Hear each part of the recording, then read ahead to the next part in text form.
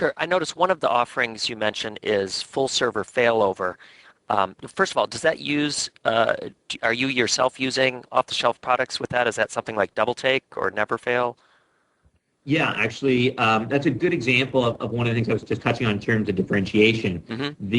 The breadth of our services. So when we originally got started, we were in the primarily online backup, and what we've done is because of demand from customers and also just to extend our offerings, we've broadened to include the breadth of data protection services and system protection services. So we offer online backup as one of our services. We have a channel program for that as well. We have email archiving, and we have the high availability server failover you mentioned. And that utilizes both some technology of our own in terms of the infrastructure and that we put in place in a SaaS model, but also utilizes actually DoubleTake in terms of its capabilities for the replication. Cool. I know them very well and think very highly of their software.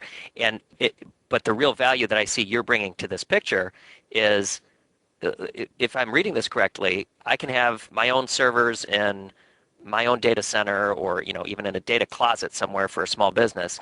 I could be replicating those to your offsite location, and if my internet connection got broken by a backhoe or something, I could literally fail over to your cloud, and you could just bring that server up, right?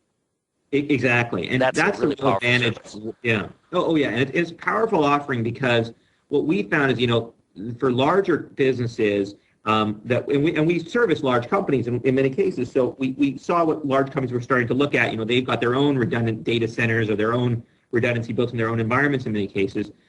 But with small businesses and medium-sized businesses, they often couldn't afford to have entirely different data center set up somewhere. Yep. So what we developed was really an off-the-shelf offering, which said you don't need to develop a whole hot site if you're trying to deal with a specific issue of, for example, you want to have access to your mail server and your file server and your database server. You have 3 servers maybe only.